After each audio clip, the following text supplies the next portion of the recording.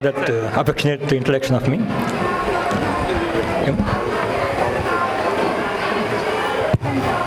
Before I start sharing my experiences and views, I'd like to have some honest feedback from parents.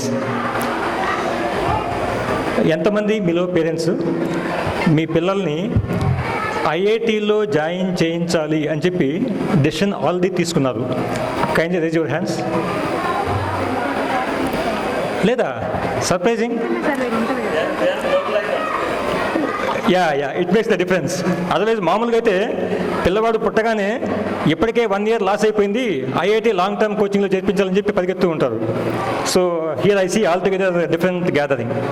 Good. The reason why I started with this question is, ఎక్కువ మంది పేరెంట్స్తో interact అవుతున్నప్పుడు నేను observe చేసిన point ఏంటంటే, వాళ్ళ తీరని కోరికల్ని అన్నిటినీ కూడా పిల్లల మీద రుద్దుతూ, మేము డాక్టర్ కాలేకపోయినాము నువ్వు కావాలి, నేను ఐఐటికి జాయిన్ కాలేకపోయినా నువ్వు కావాలి, లేదా నేను సైంటిస్ట్ కాలేకపోయినా నువ్వు కావాలి, ఈ టైప్ ఆఫ్ థింకింగ్ ఉన్నటువంటి పేరెంట్స్ ఎక్కువ మంది నాకు తగలేరు. I'm glad that here you have all together different way of thinking, which is right. As Dilip already mentioned, I worked as a school teacher for almost 7 years, and I was secretary for residential schools for almost 5.5 years. Based on this experience, I'd like to give some of my ideas regarding education and parenting. ఎక్కువ మంది parents చేసే తప్పు ఏంటంటే, మా పిల్లవాడు ఫస్ట్లో ఉండాలి, first rank కావాలి, 35 వచ్చి ఫెయిల్ అయ్యి అయితే పాస్ అయ్యి కొంతమంది బాధపడుతూ ఉంటే, 99 మార్క్స్ వచ్చినా కూడా డిస్సాటిస్ఫై అయ్యి బాధపడే పేరెంట్స్ చాలామంది చూశాను నేను. ఇంకా 1 మార్క్ ఎందుకు పోయింది, సో మళ్ళీ ఇంప్రూవ్మెంట్ రాయి, ఆ 1 మార్క్ కూడా రావచ్చు. సో వాడిని పిల్లల్ని సాధించి మొత్తం మీద 100% వస్తే కానీ నిద్రపోని పేరెంట్స్ చాలామంది ఉన్నారు. ఎన్ని ఫస్ట్లు ఉంటాయి, కానీ unfortunately we are not realizing that achieving first is not that important. ఏదో ఒక విధంగా ఫస్ట్ కావాలి. నన్ను చాలామంది ఇన్ఫ్యాక్ట్ పేరెంట్స్ అడుగుతుంటారు, సార్ ఏదైనా టెక్నిక్ చెప్పండి, మా అబ్బాయి స్కూల్ ఫస్ట్ రావాలి, ఏం చేస్తే వస్తుందో టెక్నిక్ చెప్పండి అంటారు అనమాట. సో అన్ని ప్రయత్నాలు అయిపోయిన తర్వాత విసుగొచ్చి నేను ఫైనల్గా ఒక మాట చెప్తుంటాను, మీ అబ్బాయికి స్కూల్ ఫస్ట్ రావాలి అంటే అందరూ పిల్లలు మీ అబ్బాయి కన్నా సన్నాసులు ఉన్నటువంటి స్కూల్ చూసి ఆ స్కూల్లో జాయిన్ చేయండి, ఖచ్చితంగా మీ అబ్బాయికి స్కూల్ ఫస్ట్ వస్తుందని చెప్తుంటాను నేను. అంతే. ఉపయోగం ఏంటి? మనకన్నా వీక్గా ఉన్నటువంటి పిల్లలు, మనకన్నా తెలివి తక్కువ పిల్లలు ఉన్నటువంటి స్కూల్లో ఉండి స్కూల్ ఫస్ట్ అని చెప్పి, క్లాస్ ఫస్ట్ అని చెప్పి చప్పట్లు కొట్టుకుంటే ఉపయోగం ఏముంది? అది ఇష్యూ కాదు. మనము ఎవరితో కాంపీట్ చేస్తున్నాము అనేది ఇంపార్టెంట్ కాదు. కాంపిటీషన్ అనేది అర్థం లేని మాట. ఇవాళ ర్యాట్ రేస్ నడుస్తూ ఉంది, ప్రతిదానికి కాంపిటీషన్. మా పిల్లవాడికి పక్కవాడి కన్నా ఎక్కువ మార్కులు వచ్చాయా లేదా, లేదా మా వాడికి ఐఐటి సీట్ వచ్చిందా లేదా, మా వాడికి నీట్లో ర్యాంక్ వచ్చిందా లేదా, మిగతా వాళ్ళకన్నా ఎక్కువ ఉండాలి, అది మనకి గర్వకారణం పేరెంట్స్గా. ఈ ఆలోచన విధానం తప్పు. దీని నుంచి మనం బయటపడాలి. ప్రతి స్టూడెంట్ కూడా, ప్రతి పిల్లవాడు ఆ మాటకు వస్తే ఒక యూనిక్ క్రియేషన్ ఆఫ్ గాడ్. ఎవరి టాలెంట్ వాళ్ళకు ఉంటుంది, ఎవరి శక్తి సామర్థ్యాలు వాళ్ళకు ఉంటాయి. చేతికి 5 వేలు ఉంటే 5 వేలు ఒకే విధంగా ఉండవు. దేని కెపాసిటీ దాంది, దేని పర్పస్ దాంది. అది మర్చిపోయి ఒకదానితో ఒకటి కంపేర్ చేయడం అనేది చాలా ప్రాబ్లమాటిక్ ఇష్యూ అవుతుంది. మనము పొరపాటున కూడా as a future on parents మిగతా పిల్లలతో మన పిల్లల్ని కంపేర్ చేయడం అనేది ఆల్రెడీ ఖచ్చితంగా మానేసి ఉంటారు. అది పూర్తిగా లేకుండా చేసుకోవాల్సినటువంటి అవసరం మనకుంది. ఏ ఒక్క స్టూడెంట్ కూడా, ఒకరు తెలుగులో వీక్ కావచ్చు, ఇంకొకటి ఇంగ్లీష్లో వీక్ కావచ్చు, ఇంకొకటి మ్యాథ్స్లో వీక్ కావచ్చు. ఎవడి బలం వాడుకుంటుంది, ఎవడి శక్తి సామర్థ్యాలు వాళ్ళకు ఉంటాయి. దాన్ని రికగ్నైజ్ చేసి దాన్ని గ్రూమ్ చేయడం ఎట్లా అనే దాని మీద టీచర్స్ అండ్ పేరెంట్స్ యొక్క దృష్టి ఉండాలి తప్ప, పక్క వాళ్ళతో కంపేర్ చేసి అదే వాడికి వచ్చిన మార్కులు నీకు రాలేదు, లేదా వాడు బొమ్మలు బాగా గీస్తున్నాడు నువ్వు గీయట్లేదు, లేదా వాళ్ళు కంప్యూటర్ ప్రోగ్రామింగ్ బాగా చేస్తున్నాడు నువ్వు చేయట్లేదు. ఈ కంపారిజన్ అనేది పూర్తిగా మన మనసులోంచి పోవాలి. మన పిల్లవాడికి ఒక దాంట్లో వీక్గా ఉన్నంత మాత్రాన తప్పు పట్టాల్సింది లేదు. ఏదో ఒక దాంట్లో స్ట్రాంగ్గా ఉంటాడు, దాన్ని ఎట్లా పెంచాలి అని దాని మీద దృష్టి పెట్టాలి. ఇన్ఫ్యాక్ట్ చాలామంది పెద్దవాళ్ళు మీకు తెలిసే ఉంటుంది, వాళ్ళు చిన్నప్పుడు చదువుకునే టైంలో చాలా వీక్ స్టూడెంట్స్గా వాళ్ళకి బ్రాండింగ్ జరిగింది. థామస్ ఆల్వా ఎడిసన్ మీకు అందరికీ తెలుసు, ఎన్నో సైంటిఫిక్ ఇన్వెన్షన్స్ చేసినటువంటి వ్యక్తి చదువుకునే టైంలో ఎందుకు పనికిరాని ముద్దు అని చెప్పి స్కూల్ నుంచి తరిమేశారు. అటువంటి ఆ పర్సన్ కూడా మొత్తం సైన్స్ యొక్క రూట్నే ఒక మార్పు తీసుకొచ్చేసింది. అట్లాగే విన్స్టన్ చర్చిల్ అందరికీ తెలుసు, సెకండ్ వరల్డ్ వార్ టైంలో బ్రిటిష్ ప్రైమ్ మినిస్టర్, దేశాన్ని అలవోగ్గా విక్టరీ వైపు నడిపించిన వ్యక్తి. చాలామందికి తెలియని విషయం ఏంటంటే ఆయన 1964లో he became Nobel prize winner in literature. Politics ఒకటే కాదు, లిటరేచర్లో నోబెల్ ప్రైజ్ విన్నర్. అటువంటి గ్రేట్ పర్సన్ కూడా చదువుకునే టైంలో ఆయన ఇన్ఫ్యాక్ట్ ఆయన ఒక ఆటోబయోగ్రఫీలో రాస్తాడు, నాకు చదువు చెప్పడం చేత కాక చాలామంది టీచర్స్ రాజీనామా చేసి వెళ్ళిపోయారని చెప్పి అంటాడు అతను.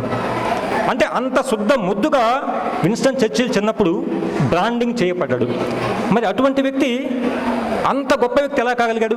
కాబట్టి చదువుకునే టైంలో ఒక సబ్జెక్ట్లో వీక్గా ఉన్నంత మాత్రాన, మార్కులు రానంత మాత్రాన వాళ్ళు పనికిరారు అన్నటువంటి ఆ ఇంప్రెషన్కి మనం రావాల్సిన అవసరం లేదు. ఎక్కడో టీవీలో ఒక ఉపన్యాసంలో విన్నాను, మార్కులు మూర్ఖులకు కూడా వస్తాయి, జ్ఞానం కష్టపడే వాడికి మాత్రమే వస్తుంది అని చెప్పి విన్నాను. ఓకే, సో మార్కులు, ఎగ్జామ్స్ ఇవి మాత్రమే క్రైటీరియా కాదు. కాబట్టి మన బిడ్డకి ఏ ఏరియాలో ఎక్స్పర్టైజ్ ఉంటే ఆ ఏరియాలో వాళ్ళని ఎట్లా మనం గ్రూమ్ చేయాలి అనే దాని మీద దృష్టి పెట్టాలి తప్ప, నువ్వు చదవట్లేదు, నీకు మార్కులు రావట్లేదు, నువ్వు పనికి రావు, నువ్వు ఇంతే, నువ్వు వేస్ట్, ఇటువంటి మాటలు పొరపాటున కూడా యాజ్ ఫ్యూచర్ ఆన్ పేరెంట్స్ మీ నోట్లోంచి రావు అని చెప్పి నేను ఆశిస్తున్నాను. అదేవిధంగా మన చాలామందికి పిల్లలు ఏదైనా ఒక పని చేస్తున్నప్పుడు వాళ్ళు అన్నీ కరెక్ట్గా చేయాలి అని చెప్పి ఆశిస్తాం. ఎలా కరెక్ట్గా చేస్తారు మనకే సాధ్యం కాదు. ఏ చిన్న మిస్టేక్ చేసినా కానీ వాడిని ఇమ్మీడియట్గా నెగిటివ్గా రెస్పాండ్ అవుతాం. పొరపాటున చేతిలో గ్లాసు కింద పడింది, గ్లాసు పగిలిపోయింది, వెంటనే వాడి వీపు కూడా పగిలిపోతుంది. మన రెస్పాన్స్ అలా ఉంటుంది. ఏం గ్లాసు పగిలితే ఏమైపోయింది, ఓకే దాని నుంచి ఒక లెసన్ నేర్చుకోమని చెప్పాలి. ఎందుకు ఆ విధంగా మిస్ హ్యాండ్లింగ్ చేశాడు, ఆ చేసిన దానిలో నష్టం ఏంటి అనేది ఎక్స్ప్లెయిన్ చేయగలగాలి. నెక్స్ట్ టైం ఆ తప్పు జరగకుండా చూడాలి.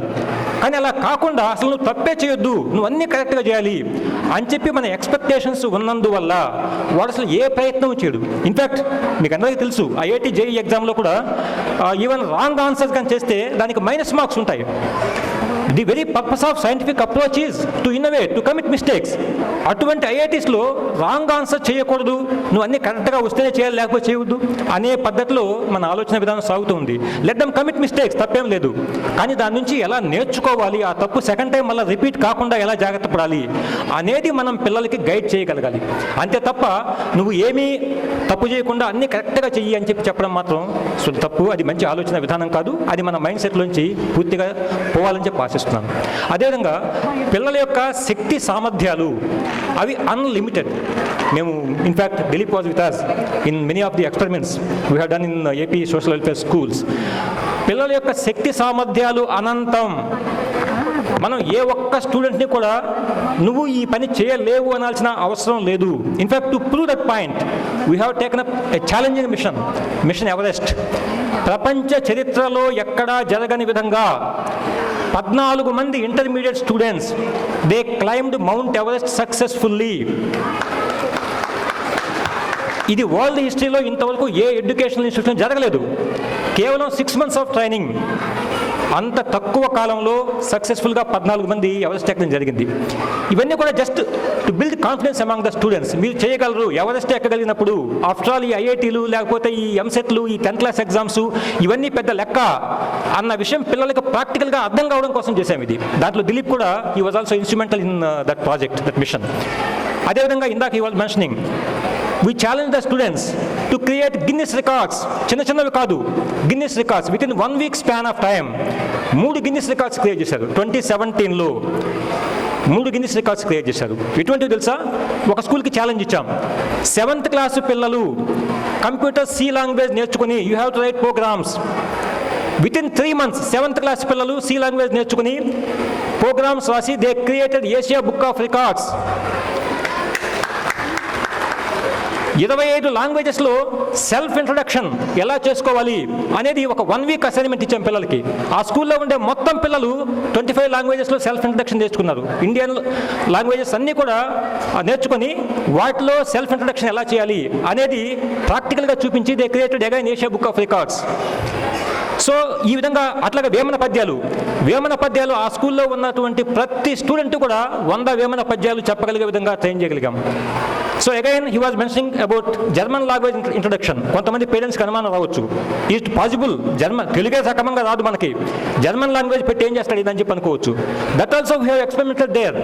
9th క్లాస్ పిల్లల్ని తీసుకుని వాళ్ళకి Japanese language and Korean language ఇవి రెండు కూడా without support of any teacher just ఆన్లైన్లో నేర్చుకోమని చెప్పి వాళ్ళని ఎంకరేజ్ చేసి ఆన్లైన్లో 3 monthsలో ఆ కోర్సెస్ నేర్చుకుని ఆ గవర్నమెంట్స్ కండక్ట్ చేసే బేసిక్ ఎగ్జామ్స్, కొరియన్ లాంగ్వేజ్లో టోపిక్ అని చెప్పి అంటారు, అట్లాగే జపనీస్లో JLPT అని చెప్పి అంటారు, ఈ బేసిక్ ఎగ్జామ్స్ని రాసి సర్టిఫికేట్ తీసుకోవడం జరిగింది 9th క్లాస్ పిల్లలు. అగైన్ ఇవన్నీ కూడా పిల్లల యొక్క శక్తి సామర్థ్యాలు మనం అనుమానించాల్సిన అవసరం లేదు, మనం సపోర్ట్ చేస్తే ఎంతవరకైనా వెళ్తారు అన్నటువంటి పాయింట్ని హైలైట్ చేయడం కోసంగా ఈ మాటలు మీతో, ఈ ఎక్స్పీరియన్సెస్ మీతో షేర్ చేసుకోవడం జరిగింది.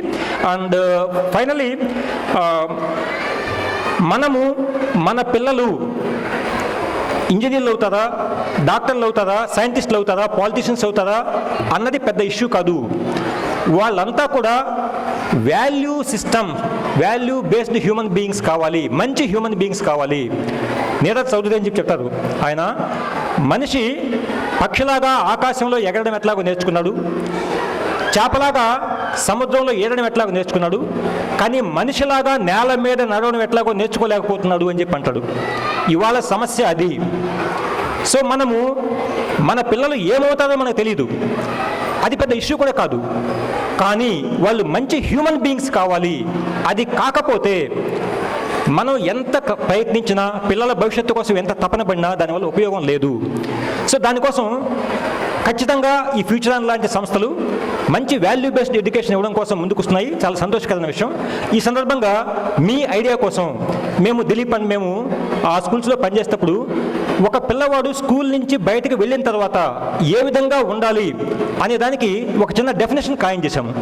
అదేంటంటే, the objective of education is to prepare children who are physically fit, mentally strong, emotionally balanced, socially aware, academically brilliant and spiritually elevated.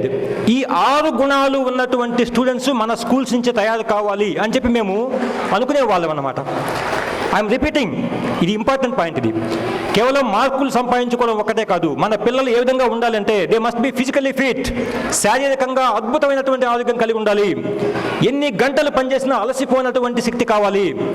అర్ధగంట సేపు పనిచేస్తే అలసిపోయేటటువంటి వాళ్ళు IIT అయితే ఏముంది, సైంటిస్ట్ అయితే ఏముంది, ఉపయోగం లేదు. కాబట్టి ఎంత పనిచేసినా అలసిపోయినటువంటి ఆ ఫిజికల్ ఫిట్నెస్ ఉండే విధంగా మన పిల్లలు తయారు కావాలి. నంబర్ 1. Number 2, mentally strong. చిన్న చిన్న వాటికి పెద్ద పెద్ద ఆఫీసులో కూడా నేను చూశాను, చిన్న చిన్న సమస్యలు తట్టుకోలేక ఆత్మహత్యలు చేసుకున్న సందర్భాలు ఉన్నాయి. IITలో చాలామంది పిల్లలు ఆత్మహత్య చేసుకున్న విషయాలు మనం చూస్తుంటాం. సో అది లేకుండా పిల్లలు ఫిజికల్గా, మెంటల్గా స్ట్రాంగ్గా ఉండాలి. అట్లాగే ఎమోషనల్గా చిన్న చిన్న వాటికి కుంగిపోకుండా ఎమోషనల్గా బ్యాలెన్స్గా ఉండే పిల్లలు తయారు కావాలి. సమాజం పట్ల బాధ్యత కలిగిన పిల్లలు, సోషల్లీ రెస్పాన్సిబుల్, సమాజం పట్ల బాధ్యత కలిగిన పిల్లలు తయారు కావాలి. అకాడమికల్లీ బ్రిలియంట్, చదువు కూడా అద్భుతంగా ఉండాలి.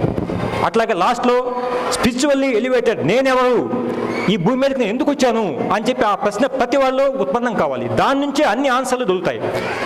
ఈ 6 క్వాలిటీస్ ఉన్నటువంటి పిల్లలు తయారు కావాలి మన స్కూల్స్ నుంచి అనేది అప్పట్లో మేము డిస్కస్ చేసే విషయం. ఐ థింక్ పేరెంట్స్ అంతా కూడా మీరు దాన్ని అప్రిషియేట్ చేస్తారని చెప్పి నేను అనుకుంటున్నాను. కాబట్టి మీ పిల్లల్లో ఈ అన్ని క్వాలిటీస్ ఉన్నాయా లేవా అనేది ఎప్పటికప్పుడు అంచనా వేసుకోండి. ఎప్పటికప్పుడు మీ స్కూల్స్లో అవసరమైతే టీచర్స్ని రిక్వెస్ట్ చేయండి, మా అబ్బాయిలో హెల్త్ ఎలా ఉంది, మా అబ్బాయి హెల్త్ కండిషన్ ఎలా ఉంది, క్వశ్చన్ చేయండి. సో ఈ పద్ధతిలో ఈ క్వాలిటీస్ ఉన్నటువంటి పిల్లలు తయారైతే ఖచ్చితంగా మన లైఫ్ బాగుంటుంది. అల్టిమేట్గా మళ్ళీ చెప్తున్నాను, చెప్తున్నాను, వాల్యూస్ లేకుండా ఎంత గొప్ప ఎడ్యుకేషన్ ఇచ్చినా కానీ దానివల్ల ఉపయోగం లేదు. ఇన్ఫ్యాక్ట్ ఇక్కడ ఇంకొక చిన్న example in which Dilip also instrumental, అది షేర్ చేయాలి మీతో. మేము ఒక ఐఐటి అకాడమీని విజయవాడలో స్టార్ట్ చేశాము. In fact he was the key person in establishing that IIT academy. అందులో 600 మంది పిల్లలకి ఐఐటి ఇంటర్మీడియట్తో పాటు ఐఐటి కోచింగ్ ఇస్తాం అనమాట. అక్కడ అందరూ ఆడపిల్లలు, వాళ్ళకు ఒక షాప్ పెట్టాము. వాళ్ళకి కావాల్సిన చిన్న చిన్న ఐటమ్స్ కావడం కోసం అని చెప్పి ఒక షాప్ పెట్టాము. అన్ని వస్తువులు దాంట్లో ఉంటాయి, టూత్పేస్ట్, బ్రష్, ఇట్లాంటివన్నీ కూడా. ఆ షాపులో షాప్ కీపర్ ఎవరు ఉండరు. కేవలం ఆ ఐటమ్స్ యొక్క లిస్టు, ప్రైస్ లిస్ట్ ఉంటుంది, ఒక గల్లా పెట్టే క్యాష్ బాక్స్ ఉంటుంది. ఏ స్టూడెంట్ అయినా కానీ వాళ్ళకి ఏదైనా వస్తువు కావాల్సినప్పుడు ఆ షాప్కి వెళ్ళి ఆ వస్తువు తీసుకొని దాని కాస్ట్ ఆ క్యాష్ బాక్స్లో వేసేసి వెళ్ళిపోతారు. ఎక్కడ షాప్ కీపర్ ఉండరు, సీసీ కెమెరాలు లేవు. ఆ షాపు 1.5 years నడిపాము ఆ ఐఐటి అకాడమీలో. బిలీవ్ మీ, ఒక్క రూపాయి కూడా మోసం జరగలేదు, ఒక్క పైసా కూడా తేడా రాలేదు. ఆ స్కూల్ నుంచి 100 మంది ఐఐటిఎన్లు తయారైన దానికన్నా ఇటువంటి నీతి కలిగిన పిల్లలు ఒక్కరు తయారైనా కానీ అది పర్పస్ ఆఫ్ ఎడ్యుకేషన్. అటువంటి వాళ్ళ వల్ల సమాజం బాగుపడుతుంది. అటువంటి పిల్లల్లో మన పిల్లలు ఉన్నారా లేదా అని చెప్పి చూసుకోవాల్సిన బాధ్యత మన మీద ఉంది. మన పిల్లలు ఎన్ని మార్కులు వచ్చాయి అన్నది ముఖ్యం కాదు, దానితో అవి వస్తాయి, ఎలుగు వస్తాయి. దానితో పాటు ₹1 కోటి అక్కడ పక్కన పడేస్తున్నా కానీ మన పిల్లలు వాటి వైపు చూడకుండా కష్టాన్ని నమ్ముకొని తమ మీద తాము నమ్మకంతో ఆ డబ్బు మనది కాదు దాని వంక చూడకుండా పోగలిగితే అప్పుడు తల్లిదండ్రులుగా మన జన్మ సార్థకం అవుతుంది తప్ప వాళ్ళు సంపాదించే మార్కుల మీద కాదు. అలాంటి పిల్లలు తయారు కావాలని చెప్పి మనం ఆశించాలి. And finally I'm throwing an open challenge to Dilip and his team. ఖచ్చితంగా మీ టీం యొక్క కెపాసిటీస్ నాకు తెలుసు. మార్నింగ్ నుంచి ఇన్ఫ్యాక్ట్ నేను ఇంత చిన్న స్కూల్ పిల్లల ఎల్కేజీ ప్రోగ్రామ్కి నేను హైదరాబాద్ నుంచి రావాల్సిన అవసరం ఏముందని చెప్పి అనుకున్నాను. కానీ if I had not come to this program I would have missed a lot. నేను మార్నింగ్ నుంచి ఇంటరాక్ట్ అవుతున్నాను. అసలు ఎక్కువ మంది వాళ్ళ టార్గెట్ ఎలా ఉంటాయంటే మేనేజ్మెంట్ టార్గెట్లు, నెక్స్ట్ 5 yearsలో నా టర్న్ ఓవర్ ఎంత కావాలి, లేదా మా పిల్లలు ఎంతమంది నంబర్ పెరగాలి, మా బ్రాంచెస్ ఎన్ని కావాలి అని టార్గెట్స్ పెట్టుకుంటారు. కానీ ఇక దిలీప్ విజన్ ఏంటి చూసారు కిందాక, వారధి. మా పిల్లలకి జర్మన్ లాంగ్వేజ్ నేర్పించాలి, మా టీచర్లకి ట్రైనింగ్ ఫెసిలిటీ పెంచాలి, మా పేరెంట్స్కి ఫీడ్బ్యాక్ మెకానిజం ఇవ్వాలి. ఇది ఆయన టార్గెట్స్. ఇది totally different way of thinking. ఇటువంటి మంచి ఆలోచన విధానము నేను మిస్ అయి ఉండేవాడిని ఈ ప్రోగ్రామ్కి రాకుండా ఉంటే. కాబట్టి ఇటువంటి మంచి మేనేజ్మెంట్ ఉన్నటువంటి ఈ సంస్థలు ఖచ్చితంగా బాగుపడతాయి. వీటిలో చదివే మీ పిల్లలు అద్భుతంగా రాణిస్తారు, దాంట్లో డౌట్ లేదు. కానీ నా ఎక్స్పెక్టేషన్ ఏంటంటే దిలీప్ అండ్ వాళ్ళ టీంకి ఈ స్కూల్లో చదివే పిల్లలు ఇప్పుడు ఐ థింక్ 6th class దాకా ఉన్నాయి. Gradually you are going to increase the classes also, maybe 10th, 10th దాకా పోవచ్చు. మీ స్కూల్లో చదివే పిల్లలు చదువు అయిపోయిన తర్వాత ఉద్యోగం కావాలి అని చెప్పి ఎవరి దగ్గరికి పోకూడదు. Employers should come to your institution. మీ అబ్బాయిని మా కంపెనీలో మేము తీసుకుంటాం అని చెప్పి వాళ్ళు మీ దగ్గరికి రావాలి. నరత్నం అన్విష్యతి. రత్నము నన్ను ఎవరు తీసుకుంటారు అని చెప్పి పోదు, వెతుక్కుంటూ పోదు. ఎవరికి అవసరమో వాడు రత్నాన్ని వెతుక్కుంటూ వస్తాడు. మీ బిడ్డలంతా రత్నాల్లాగా తయారు కాగలిగితే ఉద్యోగాల కోసం వాళ్ళు పోయి అడుక్కోవాల్సిన అవసరం లేకుండా ఎంప్లాయర్స్ వాళ్ళు మిమ్మల్ని వెతుక్కుంటూ వస్తారు. ఆ విధంగా తయారు చేసేటువంటి బాధ్యత మీ మీద ఉందని చెప్పి నేను గుర్తు చేస్తున్నాను. అదేవిధంగా పేరెంట్స్గా కూడా మీరు కూడా ఆలోచించాల్సింది, ఎస్ మా పిల్లలు ఇన్నోవేటివ్ థింకింగ్ కావాలి, కొత్త కొత్త విషయాలు కనిపెట్టాలి, మా వాళ్ళు సమాజానికి అవసరం కావాలి, కంపెనీలకు అవసరం కావాలి. అంతేకాని అప్లికేషన్లు పెట్టుకొని బాబు నాకు ఉద్యోగవి, బాబు నాకు ఉద్యోగవి అని చెప్పి అడుక్కుంటూ తిరగడం కాదు. అటువంటి స్థాయిలో మా పిల్లలు ఉండాలి అన్నటువంటి ఆలోచన విధానాన్ని సపోర్ట్ చేయండి. వాళ్ళలో ఉన్న టాలెంట్ని ఎంకరేజ్ చేయండి. వాళ్ళలో ఉన్న హ్యూమన్ వాల్యూస్ని పెరిగే విధంగా వాళ్ళకి అవసరమైనటువంటి టైం ఇవ్వండి. వాళ్ళతో మనం స్పెండ్ చేసే టైం అది ఇన్వెస్ట్మెంట్ అది. కాబట్టి వాళ్ళతో మనం ఎంత ఆస్తులు సంపాదించుకోవడంలో బిజీగా ఉండొచ్చు, హాస్పిటల్ చుట్టూ తిరగడంలో బిజీగా ఉండొచ్చు, దానివల్ల ఉపయోగం లేదు. పిల్లలతో మనం ఎంత టైం స్పెండ్ చేస్తున్నామో అది మాత్రమే మన జీవితానికి ఎంతో కొంత పనికొచ్చేది. కాబట్టి తప్పనిసరిగా పేరెంట్స్ అంతా కూడా పిల్లలతో టైం స్పెండ్ చేయాలి. మీ ఆలోచన విధానాన్ని ఈ పద్ధతిలో వాళ్ళకు ఉపయోగపడే విధంగా వాళ్ళకి అవసరమైన గైడెన్స్ ఇవ్వండి. ఖచ్చితంగా వాళ్ళ జీవితాలు బాగుపడతాయి. దాంతోపాటు తల్లిదండ్రులుగా మీ యొక్క రెస్పాన్సిబిలిటీ సక్రమంగా కంప్లీట్ చేసినట్టు అవుతుంది. కాబట్టి ఈ విధంగా మన స్కూల్స్ ఫ్యూచర్ అండ్ బ్రాండ్తో ఉన్న నడిచే స్కూల్స్ మొత్తం ఇందాక చెప్పారు, ఐఎమ్ వెరీ హ్యాపీ. మొత్తం ఇండియా అంతా కూడా మేము ఎక్స్పాండ్ కావాలనుకుంటున్నాము. ఇండియా మాత్రమే కాదు, ఈ టైప్ ఆఫ్ థింకింగ్తో నడిచే ఇన్స్టిట్యూషన్స్ మొత్తం ఇంటర్నేషనల్గా కూడా అవి ఎక్స్పాండ్ కావాల్సిన అవసరం ఉంది. ఈ వే ఆఫ్ థింకింగ్ మొత్తం ప్రపంచానికి అంత అవసరం ఇవ్వాలా. ఆ స్థాయిలో ఈ స్కూల్స్ గ్రాండ్ సక్సెస్ కావాలని చెప్పి నేను ఆశిస్తూ, మరొకసారి ఇంత మంచి ఇన్స్టిట్యూషన్స్లో మీ పిల్లలు చదువుతున్నందుకు I confirm that your children are in very safe hands. అనుమానం లేదు దాంట్లో. మిమ్మల్ని అందరినీ కూడా నేను అభినందిస్తూ, మీ పిల్లలకి అద్భుతమైన భవిష్యత్తు రావాలని చెప్పి ఆశిస్తూ, అట్లాగే ఇన్స్టిట్యూషన్ని మేనేజ్మెంట్ని మరొకసారి నేను కంగ్రాచులేట్ చేస్తూ, I take this opportunity to thank all of you. Thank you very much.